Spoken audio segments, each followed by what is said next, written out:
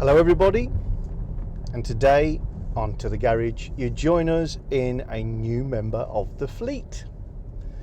And by new we mean we've had this a few weeks now. We're sad to have moved on a Jeep Renegade called Jeepy,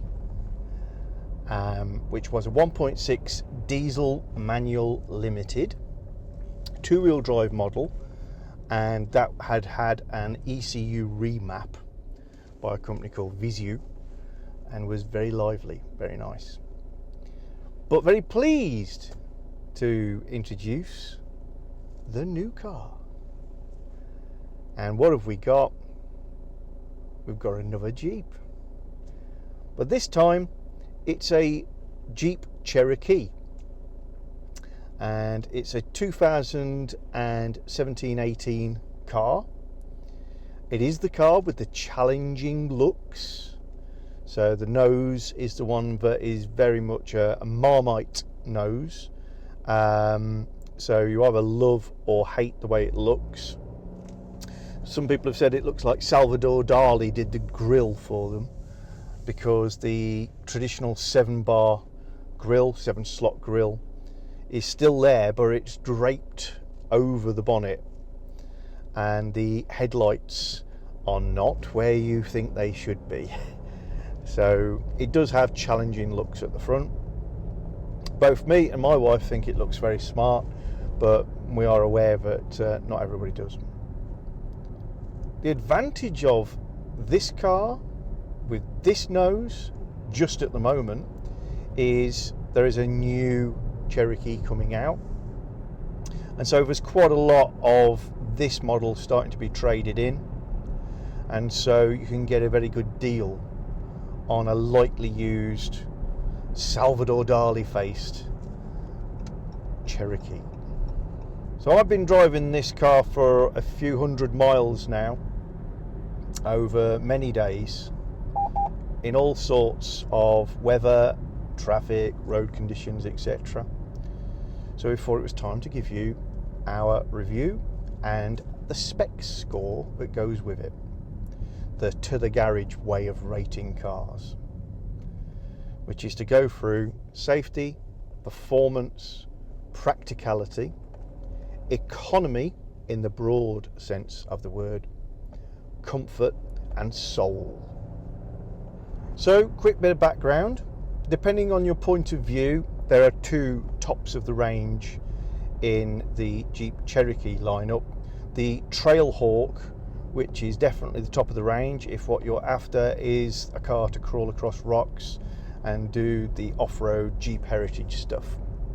The other top of the range is called Limited. This is Limited, which is, in the main, if I've got to say, for those who may go across a wet field now and again, but really it's about owning the car and having it as luxurious and nice as possible to drive almost entirely on tarmac. This particular example, which we picked up from Jordan's Jeep in Hull, which, although it's my wife's everyday driver, I was very much egging her on, because it's a car I like very much as well, is that limited spec, 4-wheel drive, it's automatic, and this one is fully loaded, so it literally has all of the boxes ticked, all of the options that are available in the UK fitted. So we have things like the panoramic glass sunroof, which is gorgeous, really big, really does change the ambiance in the interior. We've got the pale leather seats with heated and air conditioned seats. We have self-parking, we have DAB radio, the select terrain system, dipping mirrors, the larger infotainment system, dual zone climate control, faux Zebrano wood in the door handles and rear panels, cargo cover, rear reclining seats that push forwards and backwards, privacy glass, chrome alloy wheels, you name it, this car's had it fitted. And a particular favourite of mine of the options that are on this car and installed, it's got adaptive cruise control, which enables it to maintain distances between you and the car in front in traffic, and therefore you can stay on cruise a lot more safely. Pretty critical in the sorts of driving I do. Cruise control does not get used that often, if I'm honest. And my favourite addition, a piece of technology of the modern era, bit random you might think, but automatic high beam I think is absolutely amazing. We'll come back to that. For anybody unfamiliar, which might be a lot of people in the UK, certainly not folks in the States, this is an American built car.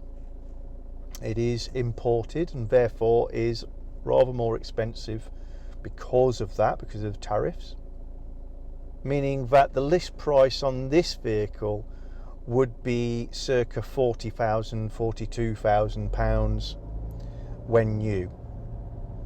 And that means that when new, in the UK market at least, you would be competing with things like a BMW X3, and a Range Rover Evoque, an Audi Q3, Q4, and that price effectively stops it being compared with the more mainstream rivals of things like the Nissan Qashqai. So it's got quite a task to win custom in the UK because of that price. Let's start with the SPECS scores. So the S in SPECS stands for safety. This car is very well equipped with the majority of the latest technologies for safety, and a few bits and pieces which are serious bonuses. You wouldn't necessarily expect them even at the price point. So it has all the normal ABS, ESP, control systems which are going to keep you heading in the right direction in slippery and challenging conditions on the road. It has a full complement of airbags, only lacking knee airbags, which are to stop you submarining in the seat in the event of an accident and sort of sliding under the seat belt. But in fairness, a car like this has a very sit up and beg seating position, and that's a rather unlikely scenario anyway.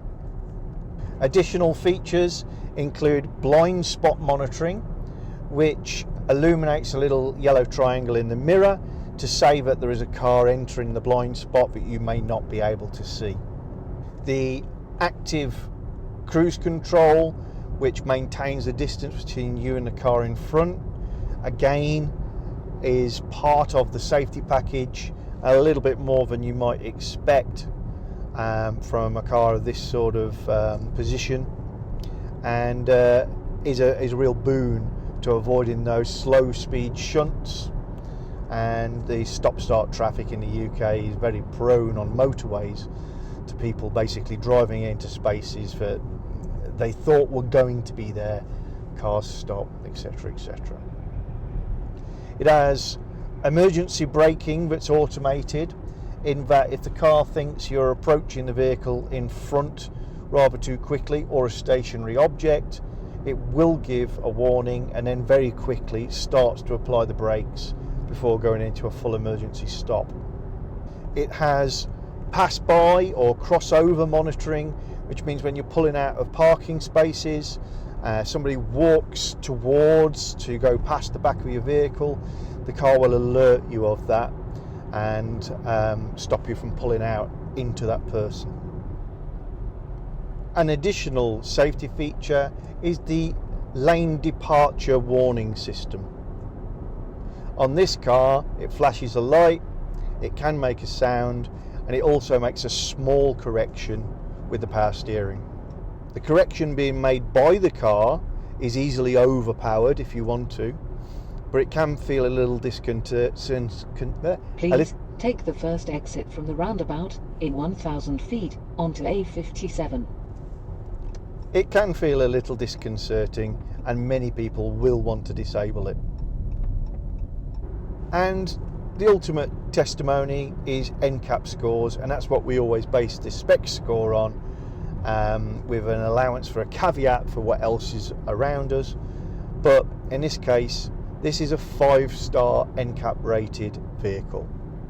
So, using our normal convention of 2 points per star, the Jeep Cherokee gets 10 out of 10. The next letter in our double P'd SPPECS acronym is P for performance. This car, this shape, exactly the same as the Renegade, is not intended to be a serious performance vehicle. So if hooning around is your thing, you're probably not even going to be watching this video. However, this car has a 2.2 litre turbo diesel, and that's mated to a 9-speed dual clutch gearbox. Diesels are known for having enormous amounts of torque, but that torque and that power tends to be contained in a very small rev range. So what this combination of engine and gearbox gives you is, we've got a 200 horsepower engine, which is pretty good, which is mated to 9 gears, meaning that the gearbox programs can keep it in quite a narrow band of revs, enabling it to deliver the maximum possible from that power, and it makes it quite a lively drive. The engine is a little vocal on startup, but certainly once you're motoring along, this is a quiet cabin and what feels like quite a smooth and creamy diesel. As 4-cylinder diesels go, I don't think anybody is going to complain about this one. Kickdown is quite effective, but does seem to cause the engine to move out of its preferred rev range, and so although technically you probably are making quicker progress, it gets a little clattery and it does feel like it's straining. Without using the kickdown, then the car always feels like it's easily delivering quite impressive performance for the nature of the vehicle. So again, I think what this car gives you in terms of performance is a feeling that it's capable of getting you out of trouble, of surprising people around you. You're never going to feel that it's slow, but if you really want to start hooning around, you find the edges of that performance quite quickly. Acceleration is in the 8.5-9 second sort of range, which is none too shabby. This is not a desperately light car, and despite the unusual shapes on the front, it's not an especially aerodynamic car. It's also running a permanent 4-wheel drive system, which means that it does get off the mark very quickly, and you can pull away with quite a surprising spring in this step. Obviously, you're not going to hear nice sounds out of the blowy window of my diesel Jeep, but as always, standard on our tests, 20 miles an hour, 40, 50, 60.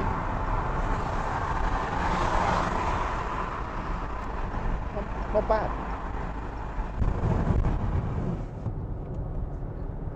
So acceleration is brisk. There is a sport mode for the gearbox, and what that does is basically makes it hold the gears a little longer and changes down a little easier. It also seems to make the throttle response a little quicker. I'm not sure if that might be psychological. And it means that the bias of the transmission is moved slightly more towards the rear, and it disables some of the traction systems to give a slightly more sporting feel, and dials out a little bit of the understeer that is usually natural with a four-wheel drive car. Its in-gear overtaking abilities are pretty good, and if you allow it to drop down one gear of the 9, then it's actually pretty impressive. And at motorway speeds, I would say that this is a good car for performance, as long as you're not going to try and accelerate up to highly illegal speeds. In that 50 through 80 miles per hour range, it's very responsive and makes very easy progress and quick and effective overtakes. Please take the exit in 2 miles. So, from a performance point of view, it's not that sort of car. It's a diesel and it's automatic, but it's pretty decent. And using the convention that we have in our SPPECS cores, 10 seconds is baseline. You gain a point or lose a point from 5 points based on which side of 10 you are. This will do 0 to 60 in a little over 8.5 seconds. So this is going to have 6 points.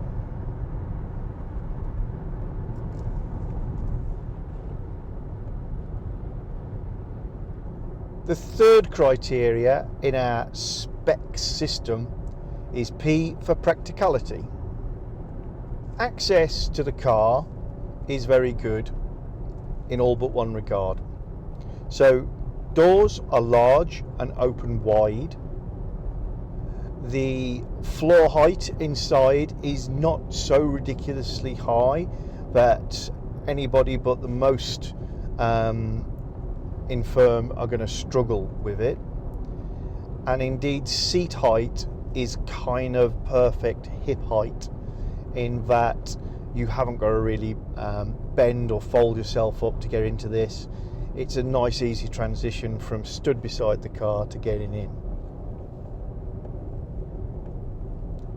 The caveat to that is that the pillars, or the tops of the pillars, are generally, depending on how you sit, lower than your headline, meaning that you've got to duck your head to get under the pillar to get in and out.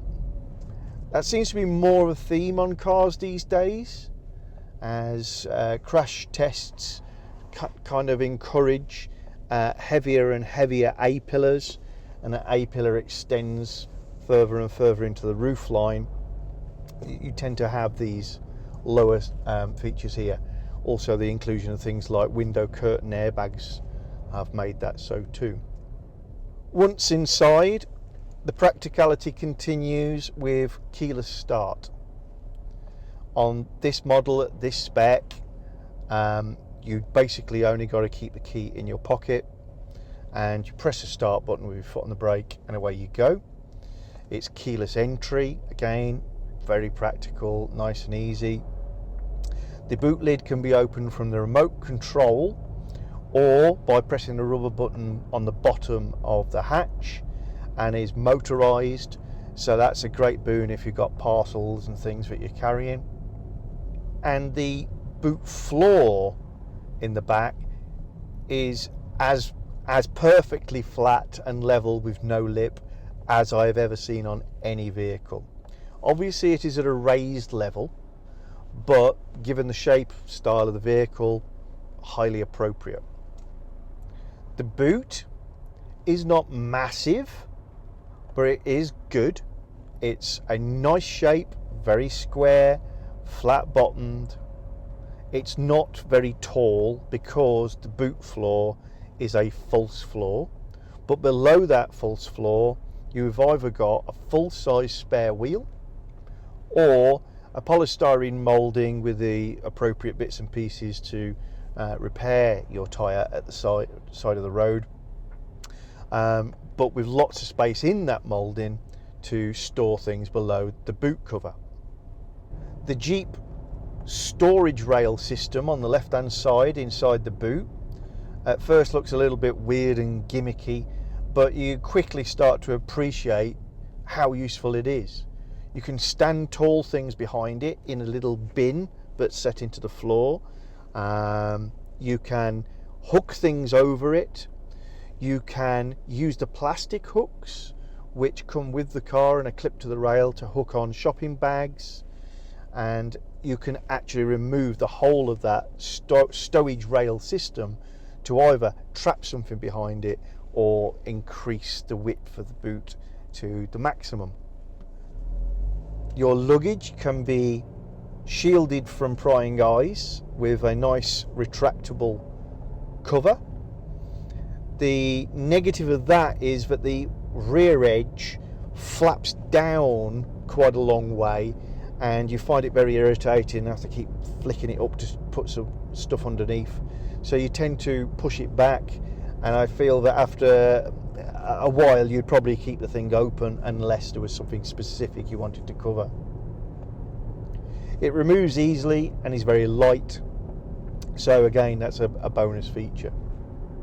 The rear seats fold almost flat and split 60-40. Items up to about 6 foot will go in there very easily, and if you have a model that enables the passenger front seat to fold forward fully, then 8 foot long items using the footwell are no problem.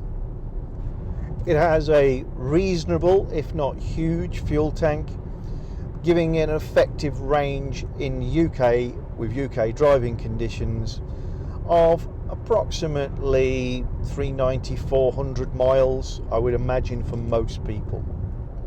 The car also comes equipped at this trim level with integral roof rails, to which you can easily fit cross rails to make up a roof rack.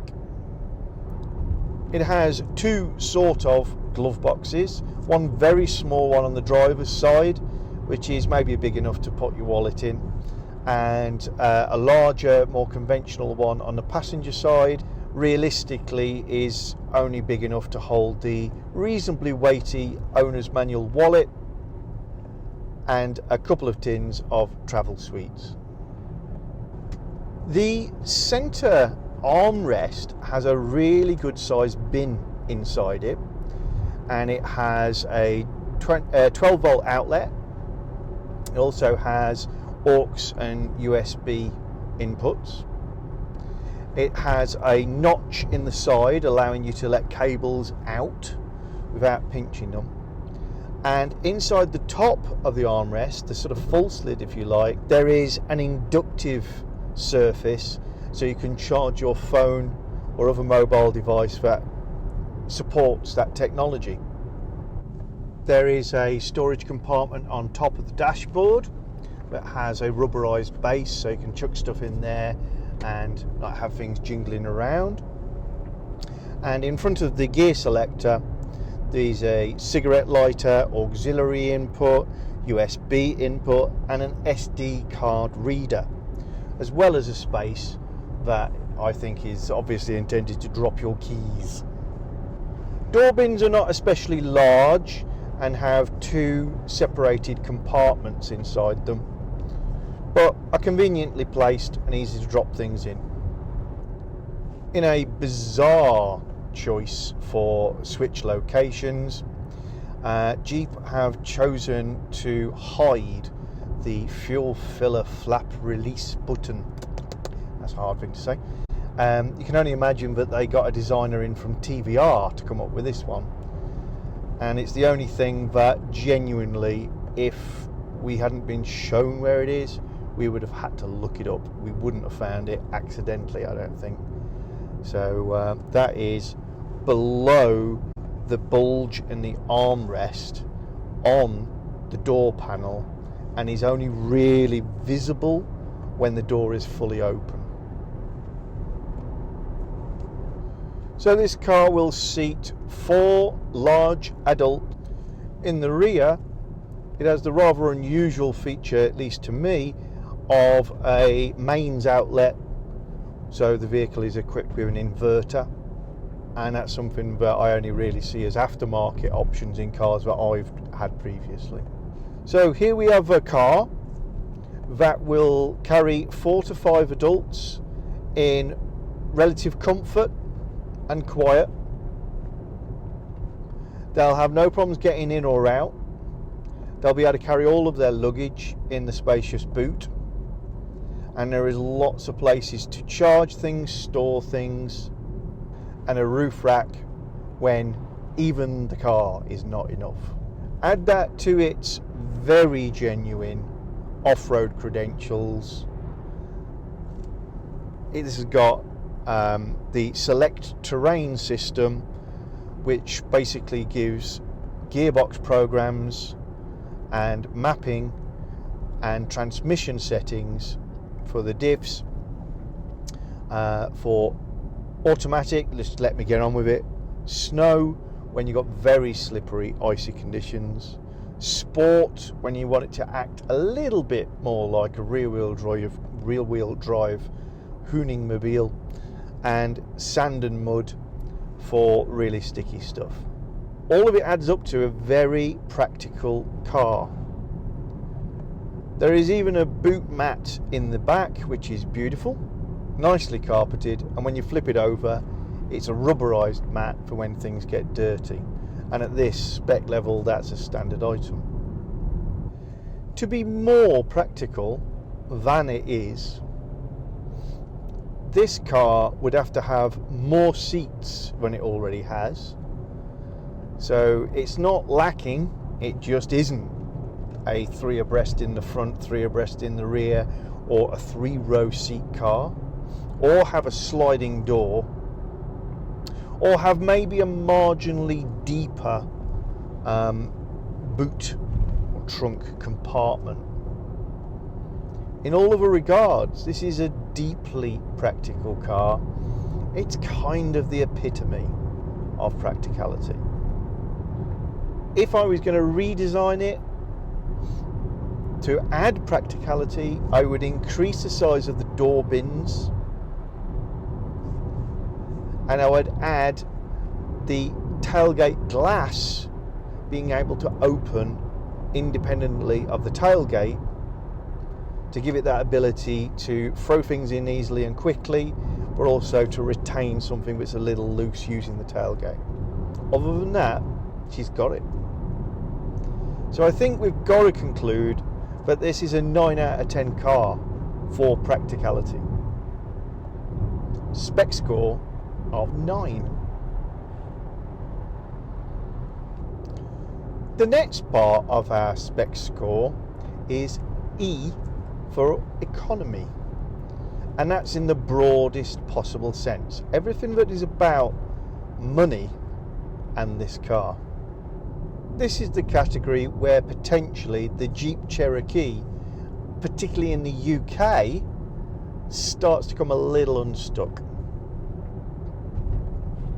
Ironically, I feel the bit that it doesn't fall down on is the economy, i.e. fuel consumption, miles per gallon, call it what you will. I've been driving this car over the last 5 days, over a distance of around 400 miles, over very mixed road conditions, speeds, a couple of heavy city sessions where we've been idling and stop-start traffic through heavy traffic for multiple hours. She's even done some light, very light off-roading and been zipping around Yorkshire lanes enjoying ourselves. So it's been a true mix. And what have we achieved? We've achieved 36.2 miles per gallon. And as somebody who enjoys hypermiling, I can guarantee that this car on a decent run when I'm trying to be economical will achieve well over 40 miles per gallon at the legal limit. It's at this stage, through experience I've learned, I have to give some caveats with that piece of information. Firstly, I'm in the UK. Secondly, a UK gallon is not the same as an American gallon. Thirdly, our speed limits are 70 miles per hour on motorways and dual carriageways, 60 miles per hour on fast roads which are not dual carriageways, and often 40s and 30s. So at genuinely achievable for everybody every day, mid 30 miles per gallon, and 40 definitely there for anybody who wants it. This is not an uneconomical car given its size, its weight, its permanent four-wheel drive, its shape, etc, etc. Well, let's start to think about the other elements that make up the economy of owning this sort of car. If you're buying it new, it's, as we've already discussed, rather expensive. Not disgustingly expensive, but enough to make you think twice. This car, this spec, you are going to be paying around £40,000 sterling. Second hand, with low miles, a year-old car could be yours for very low 20,000s. Put a few more miles on it and 18 months, sub 20,000 is achievable, but by no means cheap. Tax. Car tax in the UK is at different rates for different vehicles, from 0 through a popular range where people pay £30 a year because they have an efficient vehicle, through the majority of older vehicles and less economical vehicles at around £240, £260 a year. And then there was a big jump up for the most polluting vehicles to something like £500 a year. This vehicle at the moment with our legislation sits in an awkward place. It cost more than £40,000. It's not the cleanest, but it's certainly not a heavily polluting vehicle. You have to pay, I think it's £460 a year for the tax on the Cherokee. Insurance, it'll be on a par with similar vehicles of this price. So X3 BMW, Q3, Q4 Audis, things like that would be similar propositions. Parts prices are not disgusting. They are marginally higher than you might expect for something like a Qashqai, but that is almost entirely due to lack of supply. Jeep is still quite niche in the UK, so often parts will have to be imported. If you have an older Jeep vehicle, then you're definitely personally importing parts, and we have import duties, etc. to take into account. But it's not an extravagant vehicle in terms of car parts prices, and things like wheels, tyres, exhausts, etc. are nothing out of the ordinary. Depending on your point of view, depreciation can be a big factor in the economics of a vehicle. If you're buying new, then that is another factor strongly against the Jeep. It does seem to lose a lot of its value early in the UK. However, the Cherokee and the Grand Cherokee don't suffer as much as the smaller models, the Renegade, the new Compass, that's predicted to lose a lot more of its value. If, however, you're buying second hand, then that depreciation in one regard helps you out, because a relatively expensive car comes within your reach quite quickly. but you do have to consider that it's still depreciating, albeit at a lower rate. So the net effect is the tax is rather expensive, the purchase price is too high, and everything else is vanilla to slightly more expensive. So for those reasons, we've got to say that from an economy point of view, we're going to move it from that middle point of 5 down to a 4. But I'd just like to reinforce that's not because of the main overriding cost day to day of driving your car, the fuel costs. And again, that's a UK thing. I recognise if you're in many countries, fuel's not that expensive. Here it is. The economy is not a problem. It's good. So a SPPECS score for economy of 4. Afternoon.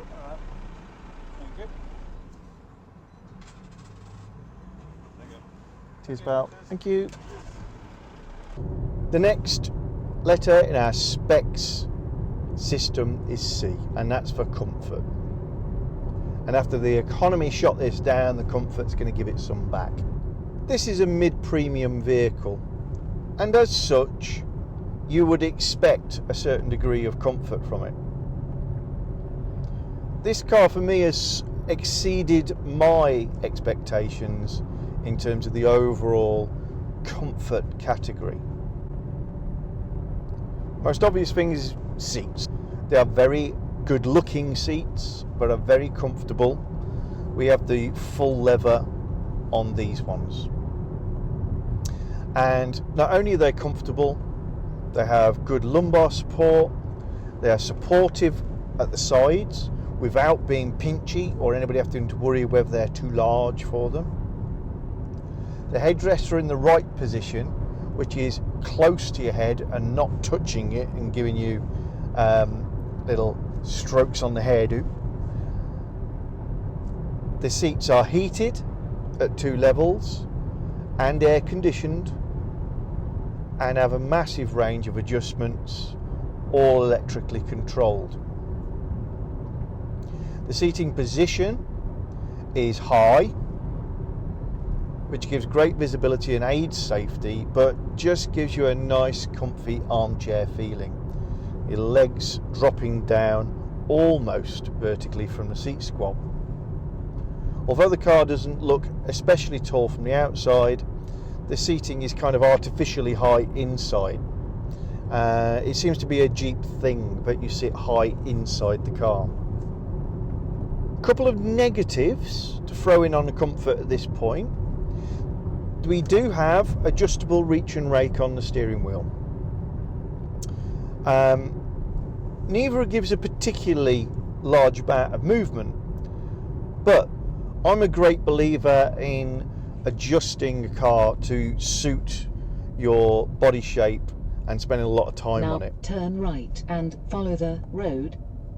And in a video to follow, we'll do a little tutorial on how to dial in the perfect seating position from an ergonomics point of view.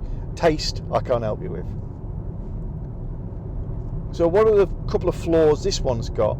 If you try to adjust your seating position and your steering wheel position and your foot position to achieve the optimum,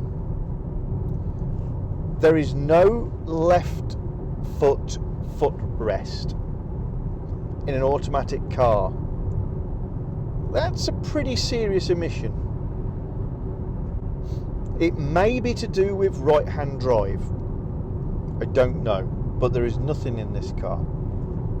The other one, and rather more of an issue, is correct seating position usually can be combined with a correct steering wheel position, and one of the checks is you keep your shoulders back on the chair, drop your hand on the top of the steering wheel, and you should rest your wrist on the top of the steering wheel. That is basically as close to that as I can get. I can't get the top edge of the steering wheel close enough to me to get this position just right. Why on earth does that matter? It means my hands are okay here, but as my hands go over the top, I'm actually reaching away from the seat and not planted in the seat in a perfectly comfortable position. That means it's a relaxing drive. It doesn't tense the shoulders. So as you work the wheel on the twisties, you're constantly coming off the seat. I think a lot of that is due to the fact you just can't get enough tilt back on the top edge of this wheel, or enough pull forward to compensate for it by having the bottom a little bit closer. The rear seats are equally very comfortable. They can be slid backwards and forwards and can be reclined to a small extent, and have headrests which can be adjusted for height. So all good in the back there, including having a drop down centre armrest. Comfort is further enhanced by having a beautiful steering wheel, albeit in the wrong place, with a nice leather cover. It doesn't have the moulded hand grip shape that was present on the Renegade, which is a little bit of a shame, but in all other regards, beautiful. The automatic gear stick selector is a beautiful thing to hold. The air conditioning and heater system seems very effective. We have dual climate, and heat seems to effectively get to the back. The panoramic roof, which is an option that's been fitted to this fully loaded vehicle, is a beautiful way of letting in a lot more light, giving you that nice well-being feeling on the interior, and it does open and you can let in a lot of good fresh air. Buffeting with the sunroof open is pretty intense above 60 miles an hour, but opening one of the rear windows by even half an inch takes that away, so you can live with that. Dashboard is leather topped and soft. The tops of the doors are soft, the inlays are soft, and it's only when you get below the hip line that the plastics start to degenerate to a level where you would prefer they were a touch nicer. The ride is a little bit of an enigma. For a off-road type vehicle, running biggish tyres and a reasonable amount of body roll, the vertical movement of the car is quite firm. And what that means is it actually handles very reasonably, albeit with some roll. The firmness of it makes it feel very sure-footed and planted, and quite enjoyable in the twisties despite the roll. And once up to speed on a motorway, it's fantastic. Combine that with a very quiet cabin and you've got some real comfort. On the flip side of that, it doesn't have that floaty compliant that you would associate with a car of this type, but would allow it to soak up the small imperfections at lower speeds and to float over speed bumps and the like. At even lower speeds, off-road, and obviously the compliance is there. And I think I'd be interested to drive a Grand Cherokee to see if that step up to the slightly larger car in the range returns that floatiness to add to the other fabulous traits this car's got. So by all conventional measures, you'd have to say, whilst it's not a limousine and therefore cannot be scoring the 9s and the 10s, it should score an 8, but it's gonna score a very impressive 7, and that 7 for comfort is probably only hindered Now take by the steering wheel rake, because that's the thing that nags me more than almost anything else in the car. Things like ride comfort are very comparative, and it tends to depend what you've just got out of or was previously driving, and after a while whatever you're in is normal. That isn't ever going to be normal, but again, maybe that's me and just my hang-ups. But for me, this is going to score pretty impressive 7 out of 10 for comfort in an off-roader. Well done, Jeep. The last letter in our SPPECS system is S for soul. Soul is the subjective category that just talks about whether you love something, whether you think it's a great tool, or is it a great thing? Is it a great person? Does it actually affect you emotionally in any way? Are you going to become attached to it? Always a hard category to judge, and it's a category that tends to be judged through the filter of what you like best. And of course, everybody knows that I'm a Jaguar man, I'm a sports car man, I'm a convertible man. All things lacking in this. However, I do really like Jeeps. This is our second Jeep. We're obviously gonna like this because we bought it. When I'm not driving a Jaguar or a Jeep, I'm driving a pickup truck very often, or I'm driving a Volkswagen camper van. So I like all sorts of vehicles. They don't have to be fast or sleek. So with that in mind, what's this? It does have a personality. This car's already got itself a name. I won't explain it, but it's called Yogi. Anything you name is alive. Anything you name is hard to get rid of. So what's Yogi got going for it? The looks are challenging at the front. You can tell it's unusual. You know it's going to divide opinion. Both myself and my wife happen to like it. It's different, and that's probably why we like it. But it is going to divide opinion, i.e. you'll love or hate it. That's kind of good for soul. People have an opinion about this car. Nobody's going to say, oh, your car, I've seen it, yeah, it looks fine. Because if they do say that, you know they're being polite and they hate it. In the UK, we have the expression of, I think I've already used it, sorry for anybody outside the UK, it's a Marmite car. Marmite, for anybody who doesn't know, is a very unusual spread. You might put it on sandwich or toast or your bagel or wherever. It's got an intense flavour. Treat yourself. Go and find some Marmite. And we call these Marmite cars, Marmite destinations, because you're going to love it or you're going to hate it. Nobody has said, oh, Marmite, yeah, it's all right, take it, leave it. No. This is a Marmite car.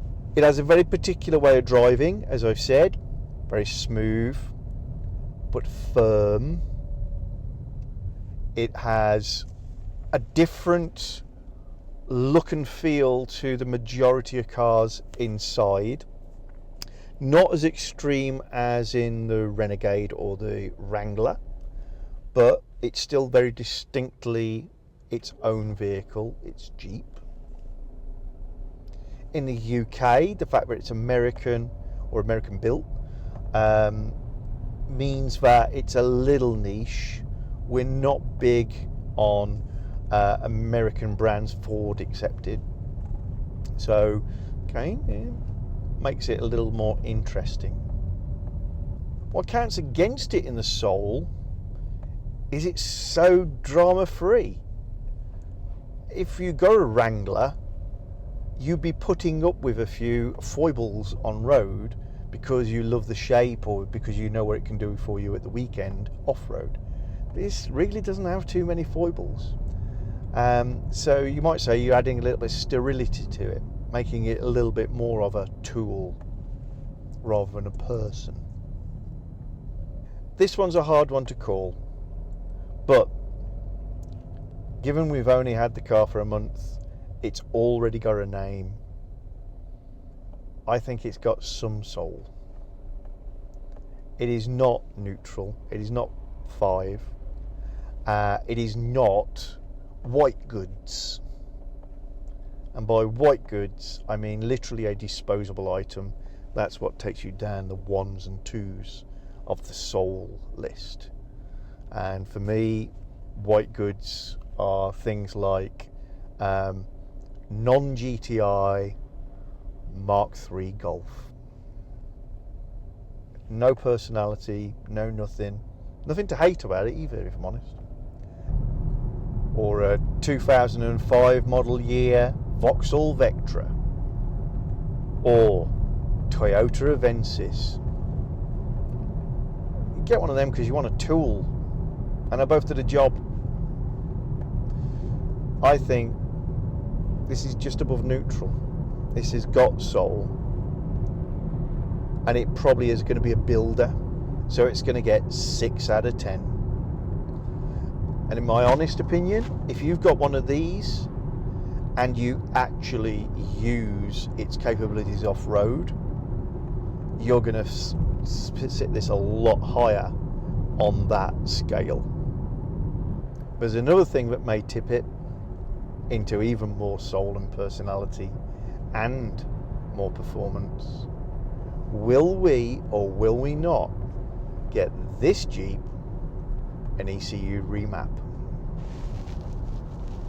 Interesting.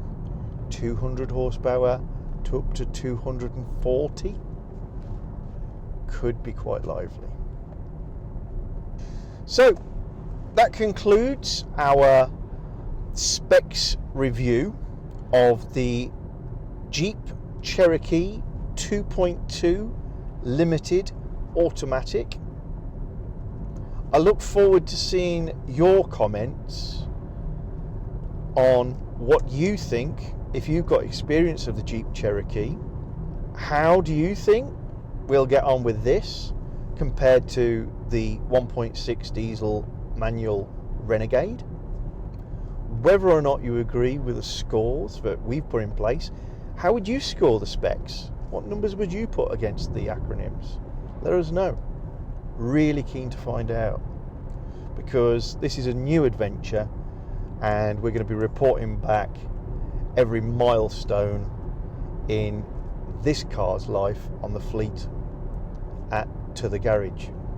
So for now, all I'm going to say is, if you've enjoyed the video, want to see more videos like this, car reviews, how-tos, repairs, building a shed, workshop, casting in your garage, or anything to do with Jaguar XK8s, then please subscribe to the garage and consider supporting us. Everything we're doing is because we like doing it, because of the hobby, and what keeps us going is a community that gets involved in the discussions around these videos. Thank you so much for watching, and we'll see you again real soon.